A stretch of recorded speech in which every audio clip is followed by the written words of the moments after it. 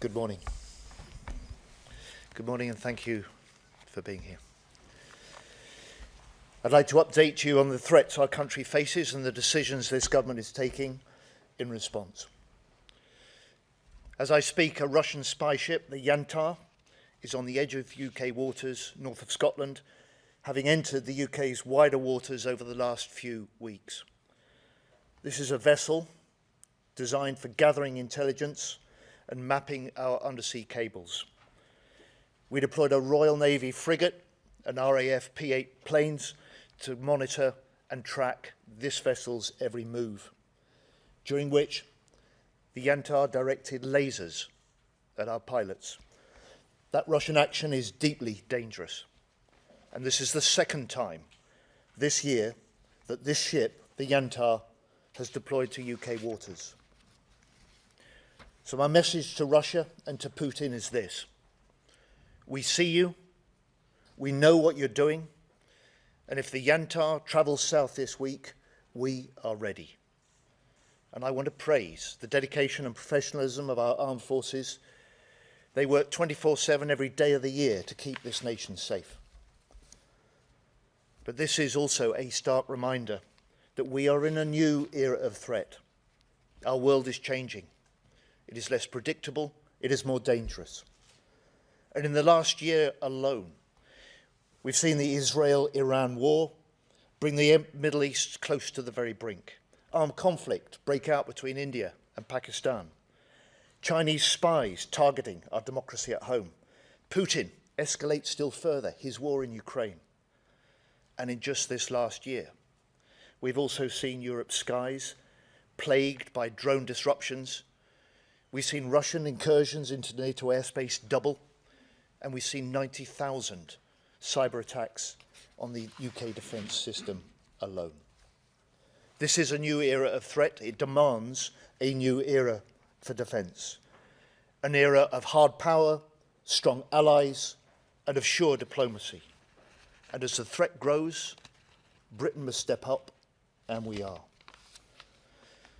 Earlier this year, the Prime Minister said security and defence, and I quote, is now the central organising principle of government, the pillar on which everything else stands or falls. And I have to tell you, I'm proud to be part of a government that knows our first duty is to protect the nation and keep our citizens safe. A government that has made a historic commitment to increasing defence investment because our national security does not come for free. So today I will set out how the choices being made by this government before, during and beyond the budget are essential to match these rising threats, how the fantasy savings promised by opposition parties and their record of undermining defence would leave Britain underprotected, and also how this investment comes with a fundamentally new Labour approach, a defence dividend that is already boosting British industry, British jobs, British communities.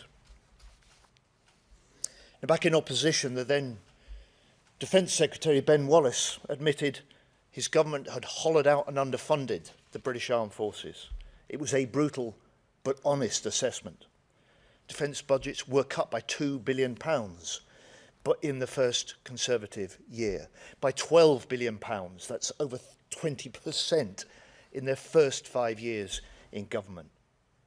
So after 14 years, they left British Army numbers at the lowest since Napoleon, forces families in cold, damp, leaky homes, soldiers on the front line with kit unsuited to deal with the threats they face, and even the renewal of our nuclear deterrent delayed by years. Deliberate austerity decisions. And Ben Wallace stood out in that period. He did what he believed was right for defence in difficult circumstances, and I praise him for his honesty. But his admission, hollowed out, underfunded, was an admission that every single one of those Conservative ministers should have made. Our public services, our communities, our industrial base were all hollowed out, all underfunded over those 14 Conservative years. And today, ahead of the budget, the opposition are proposing more of the same. 47 billion in fantasy savings, which they never delivered in government, which means 47 billion of Conservative cuts. They don't learn, but the public do, and the public know the damage the Conservatives did. Deep cuts to our defence budgets, deep cutbacks in our NHS, driven by failed economic policies with low growth, cuts to investment, and the mini-budget. This is the Conservative political playbook. They did it before, they would do it again. And with this Labour government, we are not going back. Because we were elected last year on a promise of change, to halt Britain's decline, to set the foundations for renewal, and to build Britain's future based on greater security and growth.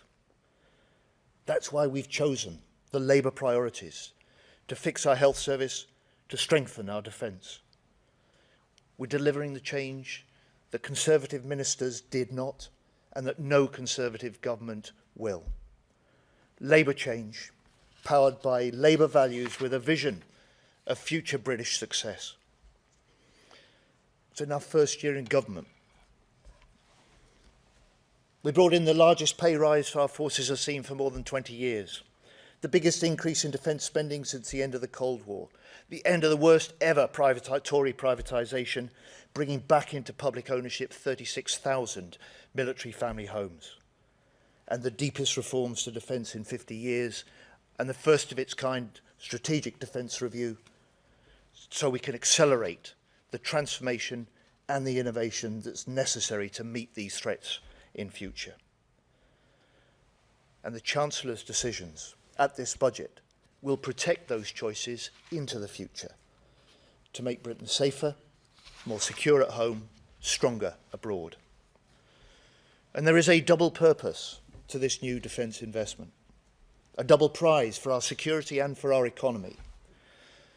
First, we are developing with allies a new deal for European security, a new deal that's built on a strong, secure, sovereign Ukraine, on stronger, more integrated NATO, on European nations innovating at a wartime pace.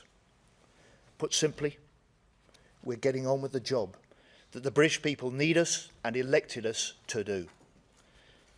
You know, when I became Defence Secretary last year, there was no coalition of the willing for Ukraine. There is now. There was no UK-EU defence partnership. There is now.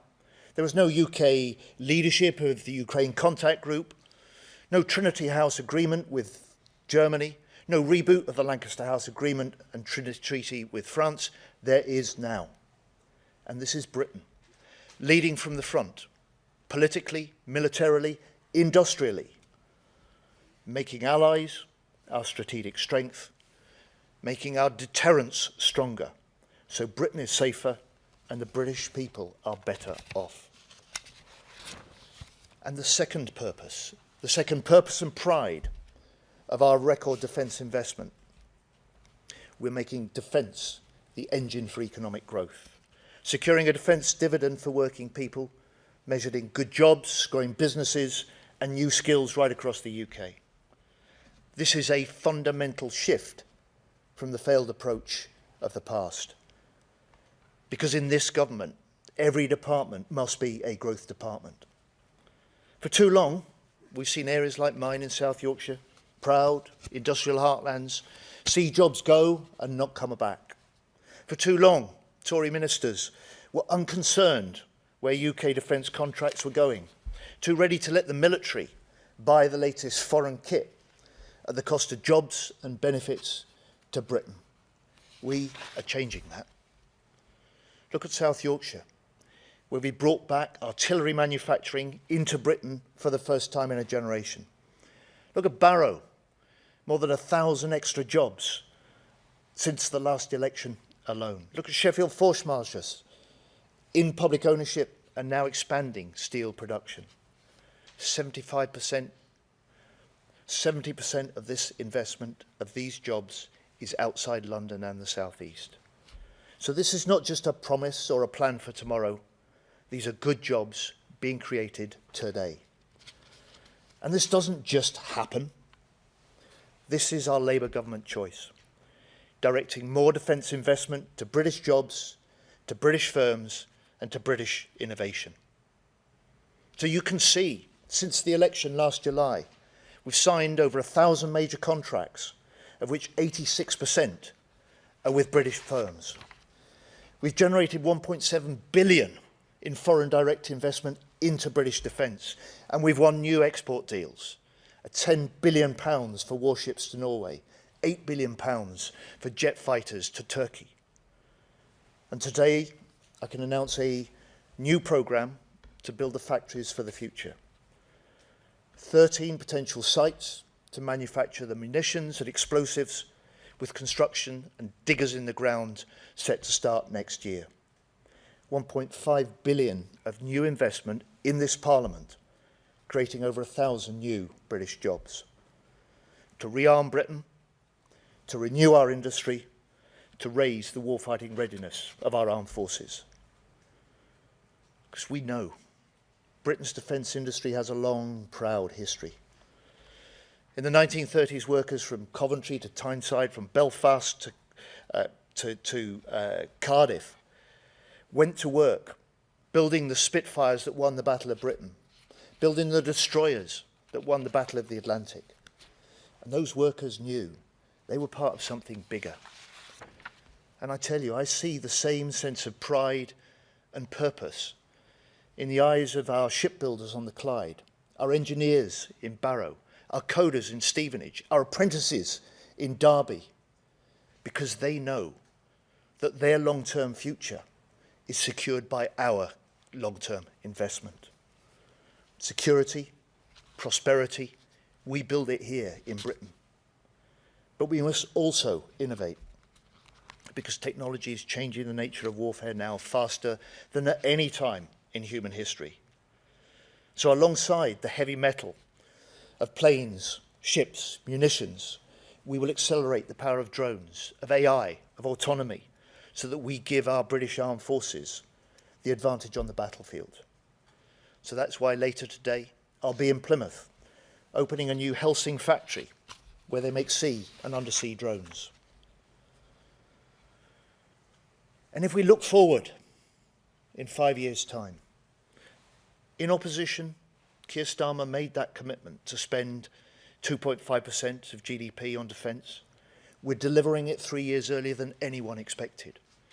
We made a clear NATO-first commitment. We're delivering it. We said we would reset relations with European allies. We're delivering it.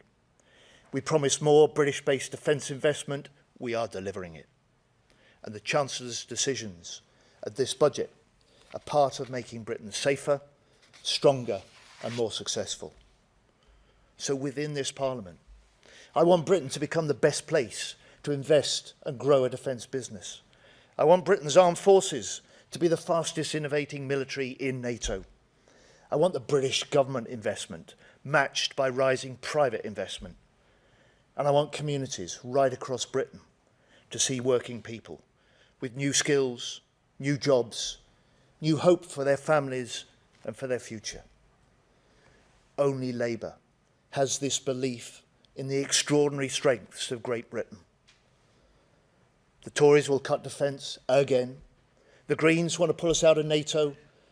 The SNP spurn the proud Scottish defence industry.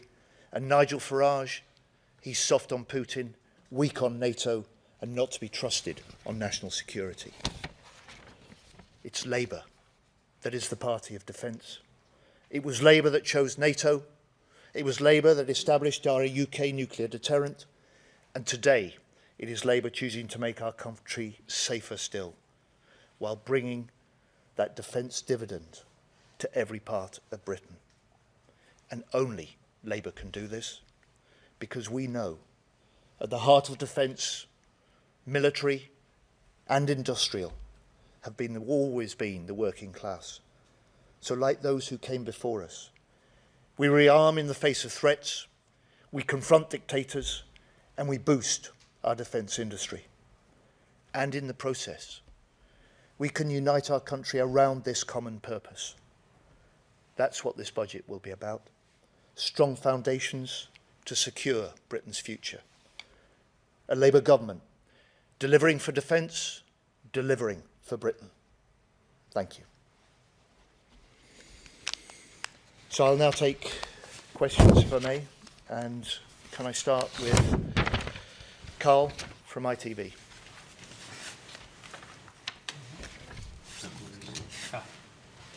Have we got a mic? Apparently we're using the ones overhead, Secretary. Very good, very good. Thanks very much. Secretary of State, you're asking the British taxpayer to put more money into defence. The Defence Committee says, though, that you need to be clearer with the public about the level of threat and what to expect in the event of a conflict. Can you be straight with people now whose money you're going to spend? What is the level of threat? How close are we to conflict? And what should they expect? So I started this speech at the press conference by setting out the immediate threat that we have from Russian spy ships. I set out the scale of cyber attacks that have been in this last year against the defence systems alone. I pointed to the way that Russia isn't just raising the stakes in Ukraine, there's rising aggression against NATO as well. And we've seen across a range of different parts of the world, greater conflict, less predictability, greater danger. That's why we went to the election promising the British people that we would raise defence spending to 2.5% of GDP, a level we've not seen in this country since Labour was last in government in 2010. We're putting £5 billion into the defence budget in this year alone. We'll hit that 2.6% of NATO GDP by 2027. We've got an ambition to make that 3% in the next Parliament, and we, like the other 31 nations of NATO, have signed up to a 5% target for core defence and national security. This reflects the new era of threat. It reflects the requirement for a new era for defence, and it recognises Britain's role, stepping up to lead in Europe, stepping up with other European nations on Ukraine and on NATO, because our strength is our work with allies, which is why we made the promise at the election. You've seen it delivered since, that Britain, under Labour, has reset our relations with Europe. Ben Wright, BBC. Thank you, Mr. Healy. The German government has said that they believe Russia could attack NATO within 5 years. Do you agree with that assessment? And if you look at the spending in Germany or Poland, they're ramping it up much faster than we are.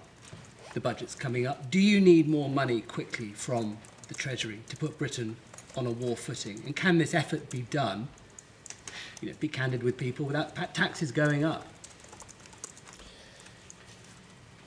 We can't turn around the problems of the last 14 years overnight.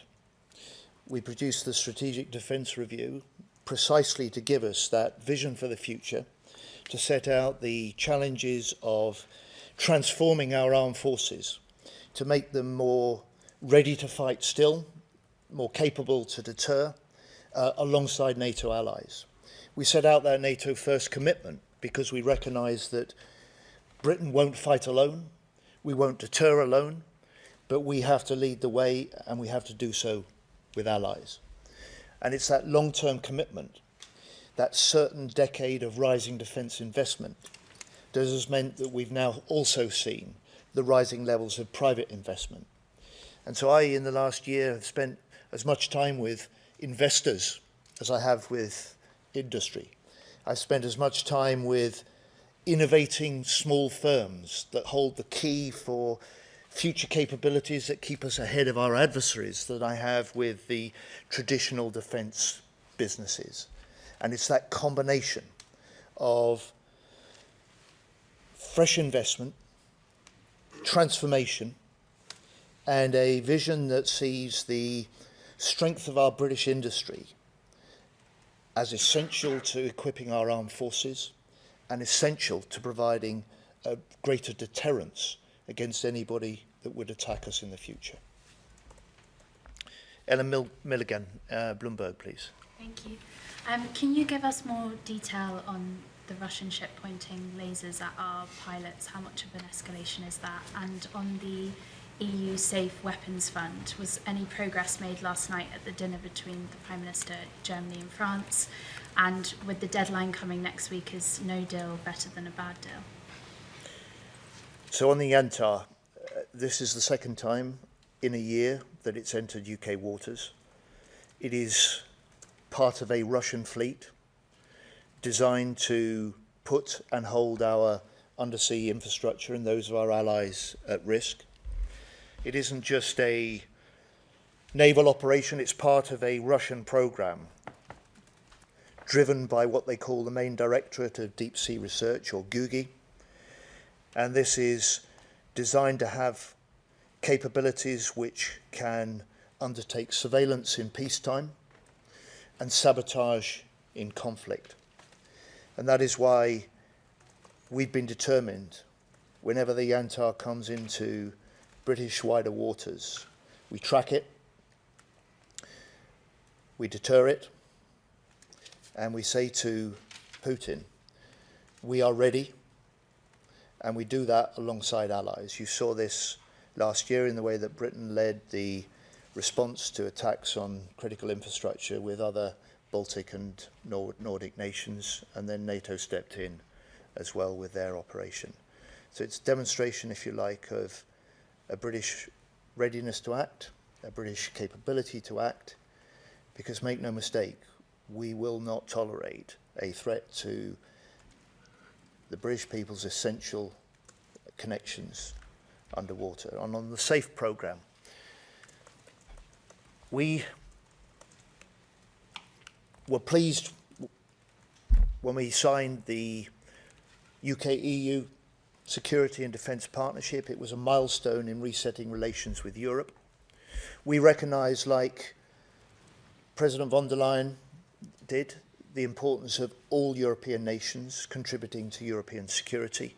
So we've negotiated seriously throughout this period for participation in SAFE. But we've always made clear, whilst we were willing to pay a fair share of the costs of this programme, any deal had to be good value for money for our British taxpayers, had to be good value for our British defence industry. And I hope the Commission will get to the point that we can participate, but whether or not we do, in or out of SAFE, make no mistake, we are doing the deals with other European nations so that British industry and the strengths that we can bring to future wider European security, we will continue to do that in or out of SAFE.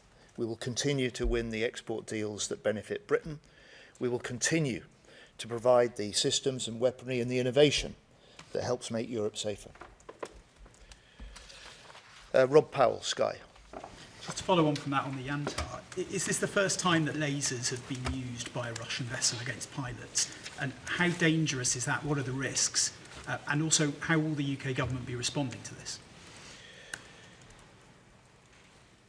Clearly, anything that impedes, disrupts or puts at risk pilots in charge of British military planes is deeply dangerous.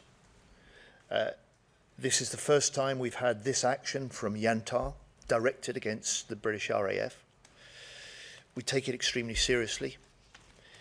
I have changed the Navy's rules of engagement so that we can follow more closely, monitor more closely the activities of the Yantar when it's in our wider waters.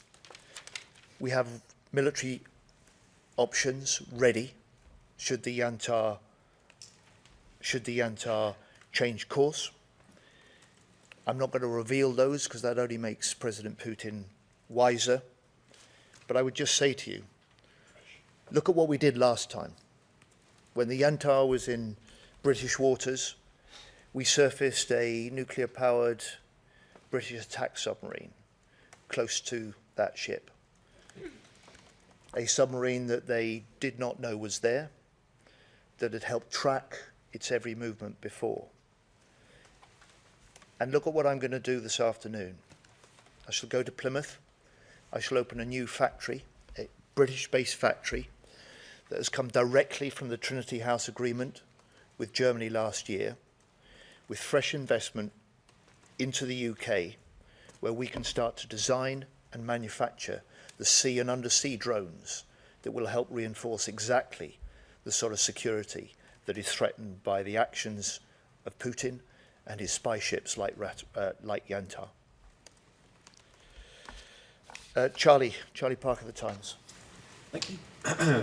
What do you make of the Defence Committee's assessment that it's highly likely the US will withdraw from Europe under President Trump, and its subsequent call for Britain to rapidly replace its American military systems? Sorry, whose assessment was that? The Defence Committee's in its report today. I take a different view. The British government takes a different view. The Prime Minister takes a different view, and I would suggest the Select Committee looks at the commitment that President Trump and the US made back at the NATO Hague summit in June, where the US led the way alongside the other 31 nations in NATO with the UK in making that long-term commitment to NATO, that long-term commitment to increasing defence investment, because we recognise that together we need to step up the deterrence, and we are. We need to step up our capabilities to defend the wider Europe, and we are.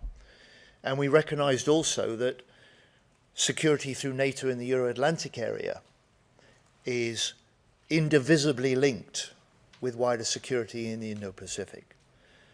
I just say to the Select Committee, the strength of NATO is not just about the defence of Europe, it's about the defence of America too. That was the founding purpose that Britain played the leading part in establishing NATO in the first place. It's as true now as it was then. So I disagree with the Select Committee on that point of assessment, but they're right to say Britain must pick up the pace of what we do in the future, and that's exactly what we've been doing since July last year as a new government. Kieran Stacey, Guardian. Thank you. Can I ask a little bit more about the threats that we learned about yesterday coming from China, especially on LinkedIn? Do you know if any ministers or government advisors were contacted over LinkedIn in this way? Do you have any intelligence on whether these are real people or not? And is there any advice that you're issuing either to government officials or to the public at large about using LinkedIn? In reverse order, Kieran, the Speaker issued advice to all MPs. The Speaker, with the head of MI5, set out the nature of the spying threat that had been established. I have no information about whether officials in government were subject to the same sorts of activities. And the Security Minister made a statement in the Commons yesterday which set out the confirmation about the new espionage plan the government has put in place and set out details of 170 million in extra investment that will go into securing the communication systems on which government in particular relies. Emilio from Playbook, please. Hi, thanks very much. Why have we done a deal with Turkey to sell them our jets when they are the third global largest importer of Russian oil, funding the Russian war machine? Because Turkey, like the UK, is an important member of NATO. Because Turkey, like the UK, is a major nation involved in the support for Ukraine and the plans to lead the coalition of the willing if we can get an agreement between Putin and Zelensky to end the fighting. And because working with other NATO allies together, bringing yet another nation into that group of typhoon flying nations allows us to strengthen that wider European security, to respond to this new era of threats that we face, and it allows us also to boost the direct investment that underpins, in this case, 20,000 UK jobs. So this deal, the biggest British fighter jet deal for 20 years, will secure those jobs for years to come. And then finally, Arj Singh, please. Hello, Defence Secretary. I wanted to come back on the Safe Rearmament Fund, if I could. The two sides, according to reports, are really, really far apart on this. The EU's demanding billions of euros. We're offering hundreds of millions of pounds. How do you rate the chances of a deal by the deadline in, I think, 12 days? And, I mean, what's your message to the EU on this, given the threats to European security as a whole? My message to the EU is what it's always been. We want a deal. Back in May, the President von der Leyen talked about a deal within weeks on SAFE, and we've been negotiating at each stage, ready for a deal, but also clear. Clear that we're ready to pay a contribution to the costs of running the scheme. That's fair. Ready to pay if there is good value for money for our taxpayers and our industry. And we've waited weeks within the negotiations for the chance to see the European proposals in some important areas. And for us, we're ready to be part of this scheme, but we're not ready to be willing at any price. And for us as the UK, we have an industry that's second to none in Europe. We will do these deals with other European countries. We will play our part in reinforcing European security. And we recognise that responsibility we have as Britain amongst European nations, particularly those in NATO, to play that role in future. And we will, in or out of SAFE. Thank you all. Thank you very much. And to those of you who are due to come with me to Plymouth, and look forward to seeing you down there at the factory. Thank you.